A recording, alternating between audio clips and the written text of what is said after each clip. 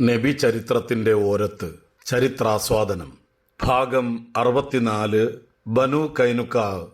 രചന Arif sign. ശബ്ദം നൽകുന്നത് ആറാട്ടുപുഴ ഹക്കിം ഖാൻ. ബനു കൈനുക. നേരാണോ കേട്ടത്? നേര്. പടച്ചവനെ, അറബികൾക്കിടയിലെ ഈ മാന്യന്മാരെല്ലാം കൊല്ലപ്പെട്ടിട്ടുണ്ടെങ്കിൽ ഇനി ഭൂമിയുടെ ഉപരിതലത്തേക്കാൾ മെച്ചം അതിന് കീഴേ ആയിരിക്കും.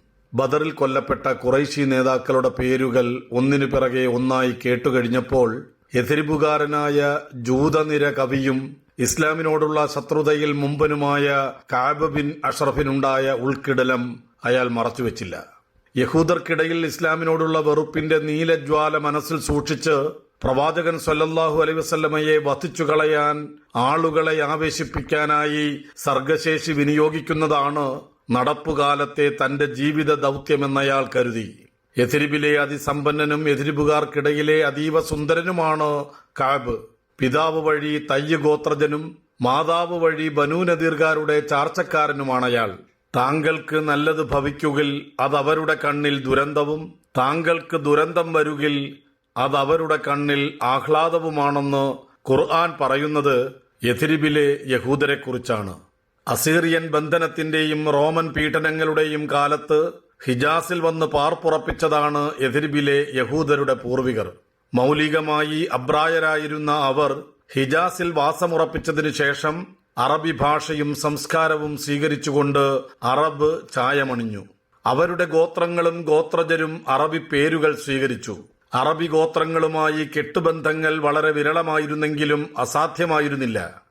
എന്നാൽ അവർ മറ്റു അറബി ഗോത്രങ്ങളുമായി ഇഴകിച്ചേരാതെ നിലകൊണ്ടു. വംശശുദ്ധിയിൽ അധിഷ്ഠിതമായ സംഘബോധവും ഇസ്രായേല്യർ എന്ന പേരിലുള്ള വംശീയ അഭിമാനവും കൊണ്ടു നടക്കുന്നതോടൊപ്പം അറബികളെ അക്ഷരജ്ഞാനമില്ലാത്ത കാടന്മാരും പിൻബുദ്ധി മാത്രമുള്ള അപരിഷ്കൃതരുമെന്ന് വിളിച്ചും വിശേഷിപ്പിച്ചും അവർ നിരന്തരം അപഹസിച്ചുകൊണ്ടിരുന്നു.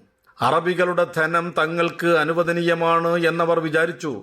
അത് ഇഷ്ടാനുസാരം വിനിയോഗിക്കാൻ തങ്ങൾക്ക് അവകാശമുണ്ടെന്നവർ കരുതി. സ്വന്തം ധനവും വസ്തുക്കളും സംരക്ഷിക്കാൻ മാത്രം കാര്യശേഷിയും അക്ഷരജ്ഞാനവുമില്ലാത്തവരെ കബളിപ്പിക്കുന്നതിൽ തങ്ങൾക്കെന്തിന് കുറ്റബോധം എന്ന അഹന്തയിൽ അറബികളുടെ ധനം കവർന്നെടുക്കുന്നതിനായി അവർ ന്യായം ചമയ്ക്കുന്നുവെന്ന് ഖുർആൻ സൂചിപ്പിക്കുന്നുണ്ടല്ലോ. ധനസമ്പാദനത്തിനും അതിജീവനത്തിനുമായുള്ള കലകളിൽ അതിസമർത്ഥരായിരുന്നു യഹൂദർ. ധാന്യം, ഈത്തപ്പഴം, മദ്യം, തുണിത്തരങ്ങൾ തുടങ്ങിയ അറേബ്യൻ ഉപദ്വീപിലെ പ്രധാന വ്യാപാരങ്ങളുടെ എല്ലാം കുത്തക അവർക്കായിരുന്നു. തുണിത്തരങ്ങളും ധാന്യവും മദ്യവും ഇറക്കുമതി ചെയ്തപ്പോൾ ഈത്തപ്പഴം കയറ്റി അയച്ചു.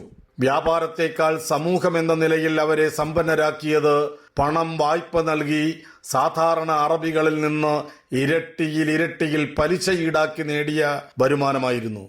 പോയ കാലത്തെക്കുറിച്ചുള്ള വീരസ്യങ്ങളിലും രാക്കഥകളിലും അഭിരമിക്കുന്ന വയസ്സൻ അറബികൾക്കും ഗോത്രമുഖ്യർക്കും വായ്പ നൽകും. ആ പണം ഒന്നുമൊഴിയാതെ അവർ തങ്ങളെക്കുറിച്ച് കീർത്തന കാവ്യങ്ങൾ എഴുതുന്ന കൗശലക്കാരായ കവികൾക്ക് പാരിതോഷികമായി നൽകി. അതുവഴി ലഭിക്കുന്ന വ്യാജ സ്തുതികൾ ആസ്വദിച്ച് കാലയാപനം നടത്തി. കടം വീട്ടാൻ തങ്ങളുടെ തോട്ടങ്ങളും ഭൂമിയും കൃഷിയിടങ്ങളും കഴുകക്കണ്ണുകളോടെ കാത്തിരുന്ന ഇതേ ജൂത പലിശ ഇടപാടുകാർക്ക് പണയപ്പെടുത്തി. ഏതാനും വർഷം അവ ഈടായി നിലകൊള്ളുമെങ്കിലും വൈകാതെ ഉത്തമർണർ പണയവസ്തുക്കളുടെ ഉടമകളാകും. അനേക നൂറ്റാണ്ടുകളായി തുടരുന്നൊരു ചാക്രിക പ്രക്രിയ. ഉപജാപങ്ങളുടെയും ഗൂഢതന്ത്രങ്ങളുടെയും വിളനിലമായിരുന്നു ജൂത മനസ്സുകൾ.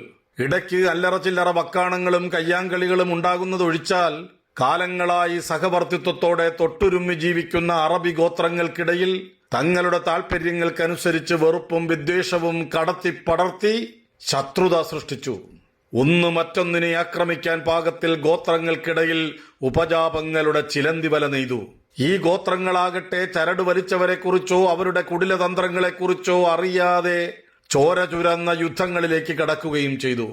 കനലടങ്ങി ശാന്തമാകുന്നു എന്ന ഘട്ടത്തിൽ യഹൂദന്റെ കൈകൾ സക്രിയമായി ശത്രുതയുടെ കനൽ ഇളക്കി യൂതി ജ്വലിപ്പിച്ചു നിർത്തി. ആയുധങ്ങൾ എത്തിച്ചുകൊടുത്ത യുദ്ധത്തിന് തുടർച്ചയുണ്ട് എന്നുറപ്പുവരുത്തി. പോരാട്ടം തുടങ്ങിക്കഴിഞ്ഞാൽ നേരിട്ടിടപെടാതെ കളിക്കളത്തിന്റെ കാഴ്ചത്തട്ടിലിരുന്ന് കളി വീക്ഷിച്ചു. വ്യാപാരത്തിലൂടെയും പലിശയിലൂടെയും ആയുധ വിൽപ്പനയുടെ ഇടനിലങ്ങളിലൂടെയും യഹൂദരുടെ മടിശീല കാലാകാലം നിറഞ്ഞു തന്നെ നിന്നു. യഥരിബിന്റെ സമ്പദ് രംഗം എക്കാലവും വെല്ലുവിളികളില്ലാതെ യഹൂദരുടെ നിയന്ത്രണത്തിലുമായി. 3 യഹൂദ ഗോത്രങ്ങളാണ് യഥ്രിബിലുള്ളത്. ഖസറജികളുടെ സഖ്യകക്ഷി ബനു കൈനുക്കാവ് നഗരാതിർത്തിക്കുള്ളിലാണ് വാസം. ബനു നദീറും ബനു ഖുറൈദയുമാണ് മറ്റു 2 ഗോത്രങ്ങൾ. ഇരുകൂട്ടരും ബനു കൈനുക്കാവിന്റെ സഖ്യകക്ഷികളും മദീനയുടെ പ്രാന്തവാസികളുമാണ്. ഔസിനും ഖസറജിനുമിടയിൽ സമാധാനാന്തരീക്ഷത്തെക്കുറിച്ചുള്ള ചിന്ത പോലും യഥ്രിബിലെ യഹൂദരുടെ ഉറക്കത്തെ തുരത്തുമെന്നതിൽ സംശയമില്ല. അതാണിപ്പോൾ സംഭവിച്ചിരിക്കുന്നത്. അവരുടെ സമാധാനപൂർണമായ നിദ്രയ്ക്ക് ഭംഗമേൽപ്പിച്ചിരിക്കുന്നതാകട്ടെ മുഹമ്മദിന്റെയും അനുയായികളുടെയും യഥ്രിബിലേക്കുള്ള കുടിയേറ്റവും. നൂറ്റാണ്ടുകളായി പരസ്പര വിദ്വേഷത്തിന്റെയും പോരുകളുടെയും കടക്കെണികളുടെയും പുതിയ പുതിയ താഴ്ചകളിലേക്ക് അറബികളെ പിടിച്ചു വലിക്കുന്ന ചതുപ്പു നിലങ്ങളുടെ നേരെ എതിർദിശയിൽ നിലയുറപ്പിച്ചുകൊണ്ടാണ് പ്രവാചകൻ സല്ലല്ലാഹു അലൈഹി വസല്ലം അവരെ സഹവർത്തിത്വത്തിന്റെ സ്ഥിരസ്ഥലികളിലേക്ക് മാടി വിളിക്കുന്നത്. ഗോത്രമഹിമയുടെ പേരിൽ മനുഷ്യന് പെരുമയവകാശപ്പെടാനാവില്ലെന്ന് അദ്ദേഹം വിളിച്ചു പറഞ്ഞു. ശത്രുത മുറ്റിയ ഹൃദയങ്ങളെ കൂട്ടിയിണക്കുന്ന പാശം അദ്ദേഹം പരിചയപ്പെടുത്തി. കൽമഷ കന്മതങ്ങൾക്ക് തടയിട്ട് സമാധാനത്തിന്റെ സ്വൈര്യതയിൽ അവരെ വസിപ്പിച്ചു. നല്ല ധനവും ചീത്ത ധനവും വേർതിരിച്ചു. കഴിക്കുന്ന ഭക്ഷണം ശുദ്ധമായിരിക്കണമെന്ന് പഠിപ്പിച്ചു.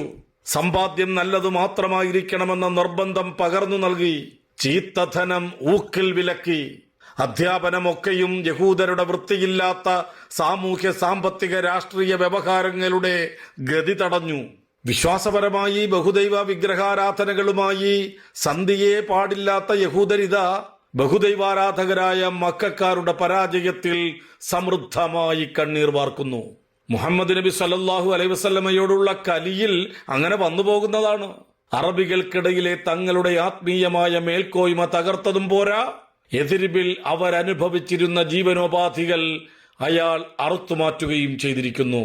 കഅബ് ബിൻ അഷ്റഫ് പ്രവാചകനെതിരെ അധിക്ഷേപ വർഷം നടത്തിക്കൊണ്ട് ഖുറൈശികളോടുള്ള തന്റെ വിചിത്രമായ കൂറ് പ്രഖ്യാപിച്ചു. അതൊന്നും പക്ഷേ നിരാശ മറച്ചുവെക്കാനുള്ള അത്തിയില പോലും നൽകിയില്ല. അയാൾ നേരെ മക്കയിലെത്തി ഖുറൈശി നേതാക്കളെ കണ്ടു. അബൂവദായുടെ മകൻ മുത്തലിബിനോടൊപ്പമാണ് അവിടെ അയാൾ താമസിച്ചത്. ചെന്നിറങ്ങിയത് മുതൽ ബദറിൽ കൊല്ലപ്പെട്ട ഖുറൈശി നേതാക്കളുടെ പേരിൽ കഅബ് കാവ്യ കഥനങ്ങൾ നടത്തി വിലപിച്ചു. അവരുടെ പ്രതികാരക്കനലിന്മേൽ ചാരം മൂടാൻ അനുവദിക്കാതെ ഊതിച്ചു വപ്പിച്ചു. പ്രവാചകനെതിരെയുള്ള വിദ്വേഷത്തിന്റെ ഉലയൂതി മുസ്ലിങ്ങൾക്കെതിരിൽ പൊരുതി വെന്നി ഖുറൈശികളുടെ ചിരസ്ഥായിയായ ശ്രേയസ് ഉയർത്തിപ്പിടിക്കാൻ ആഹ്വാനം ചെയ്തു. കടുത്ത ഏകദൈവ വിശ്വാസിയായ യഹൂദി അനേക ദൈവ വിശ്വാസികളായ തങ്ങൾക്ക് വേണ്ടി കവിത എഴുതുന്നത് കണ്ട കൗതുകത്തിൽ അബൂ സുഫിയാൻ ചോദിച്ചുപോയി, കഅബ്, ഞങ്ങളുടെ മതമാണോ മുഹമ്മദിന്റെയും കൂട്ടരുടെയും മതമാണോ മെച്ചം? മറുപടിക്കായി കഅബിന് തെല്ലും ആലോചിക്കേണ്ടി വന്നില്ല. അവരെക്കാളും നേർമാർഗത്തിൽ നിലയുറപ്പിച്ചിരിക്കുന്നത് നിങ്ങൾ തന്നെ, അയാൾ പറഞ്ഞു. ഖുർആൻ അതിങ്ങനെ സൂചിപ്പിച്ചു. വേദത്തിൽ നിന്നൊരു വിഹിതം ലഭിച്ചവരെ കണ്ടില്ലേ? അവർ ക്ഷുദ്രവിദ്യകളിലും ദുർമൂർത്തികളിലും വിശ്വസിക്കുന്നു. അവിശ്വാസികളെപ്പറ്റി അവർ പറയുക അവരാണ് വിശ്വാസികളെക്കാൾ നേർമാർഗം പ്രാപിച്ചവർ എന്നാണ്. നിരാശ അല്പമൊന്ന് ശമിച്ച ശേഷം കഅബ് മദീനയിലേക്ക് മടങ്ങി.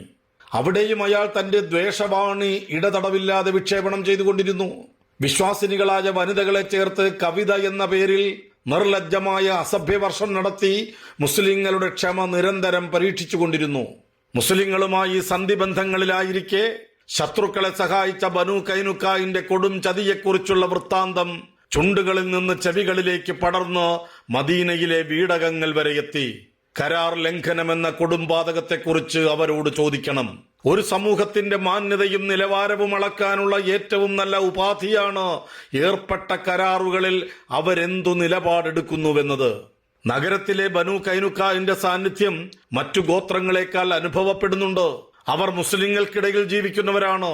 ബാക്കി 2 ഗോത്രങ്ങളുടെയും വാസം നഗരത്തിന്റെ പ്രാന്തങ്ങളിലാണല്ലോ. 3 യഹൂദ ഗോത്രങ്ങളിൽ സൈനികമായി വലിയ ശക്തിയുമാണ് ബനു കൈനുക്കാവ്.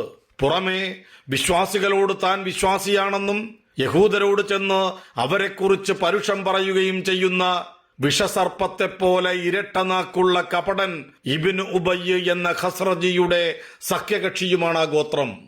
ഈയിടെ നബിക്ക് ലഭിച്ച വെളിപാടിൽ ഇങ്ങനെയുണ്ട്: ആരാനും ഒരു കൂട്ടർ ചതി പ്രയോഗിക്കുമെന്ന് ഭയക്കുന്നുവെങ്കിൽ തത്തുല്യമായത് താങ്കളും അവർക്കിട്ട് കൊടുക്കുക.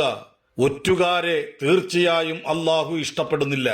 എന്നാൽ അടുത്തൊരു സൂക്തത്തിൽ ഇങ്ങനെയും വെളിപാടുണ്ടായി, ഇനി അവർ സമാധാനത്തിന് താൽപര്യപ്പെടുന്നുവെങ്കിൽ താങ്കൾ അതിനോട് അനുഭാവം പുലർത്തുക, അള്ളാഹുവിൽ ഭരമേൽപ്പിക്കുകയും ചെയ്യുക. അതുകൊണ്ട് തന്നെ കടുത്ത നടപടികളിലേക്ക് കടക്കാൻ പ്രവാചകൻ സല്ലല്ലാഹു അലൈഹി വസല്ലമയ്ക്ക് താൽപര്യമുണ്ടായിരുന്നില്ല. അദ്ദേഹം ബദറിൽ നിന്ന് തിരിച്ചെത്തി ഏതാനും ദിവസം കഴിഞ്ഞ് ബനൂ കൈനുക ഗോത്ര നേതാക്കളുമായി സംസാരിക്കാനായി അവർ വസിക്കുന്ന മദീനയുടെ ദക്ഷിണ ഭാഗത്തുള്ള അങ്ങാടിയിലെത്തി. ബദറിലുണ്ടായ മാനുഷേതരമായ ഇടപെടൽ മനസ്സിലാക്കി അവരുടെ മനം മാറിയിട്ടുണ്ടാകുമെന്ന് അദ്ദേഹം ധരിച്ചു. ഇന്നലെ ബദറിൽ ഖുറൈശികൾക്കുമേൽ പതിച്ച അള്ളാഹുവിന്റെ കോപം നാളെ അവർക്കുമേൽ പതിക്കില്ലെന്ന് ആരു കണ്ടു എന്ന് അദ്ദേഹം അവർക്ക് താക്കീത് നൽകി. യഹൂദ നേതാക്കൾ പക്ഷേ മറ്റൊരു നിലപാടാണ് എടുത്തത്. രണതന്ത്രങ്ങളിൽ പരിജ്ഞാനമോ പടനിലങ്ങളിൽ പരിചയമോ ഇല്ലാത്ത ഖുറൈശികളുമായിട്ട് ഏറ്റുമുട്ടി വിജയിച്ചതിൽ നിങ്ങൾ ഭ്രമപ്പെടാതിരിക്കുവോ? മുഹമ്മദ്, അവരുമായുള്ള താരതമ്യത്തിൽ നിങ്ങൾ മെച്ചമാണെന്നേയുള്ളൂ. അതേസമയം ഞങ്ങളുമായി പോരാട്ടത്തിനിറങ്ങി നോക്കൂ, അപ്പോൾ മനസ്സിലാകും ഞങ്ങളെ നിങ്ങളാണ് ഭയപ്പെടേണ്ടതെന്ന്. മറുപടിയായി ഒന്നും ഉരിയാടാതെ പ്രവാചകൻ സല്ലല്ലാഹു അലൈഹി വസല്ലം തിരിഞ്ഞു നടന്നു. നാം വിജയിച്ചു കഴിഞ്ഞു. ആ കാഴ്ച അവർ നേതാക്കളെ സന്തോഷിപ്പിച്ചെന്ന് തോന്നുന്നു. അവർ വിജയഭാവത്തിൽ പരസ്പരം അഭിനന്ദിച്ചു. പ്രിയമുള്ളവരെ, നിങ്ങൾ ഇതുവരെ കേട്ടത് നബി ചരിത്രത്തിന്റെ ഓരത്ത് ചരിത്രാസ്വാദനം ഭാഗം 64, ബനൂ കൈനുക. രചന ആരിഫ് സൈൻ. ശബ്ദം നൽകിയത് ആറാട്ടുപുഴ ഹക്കിം ഖാൻ. ഇൻഷാ അല്ലാഹ് തുടരും.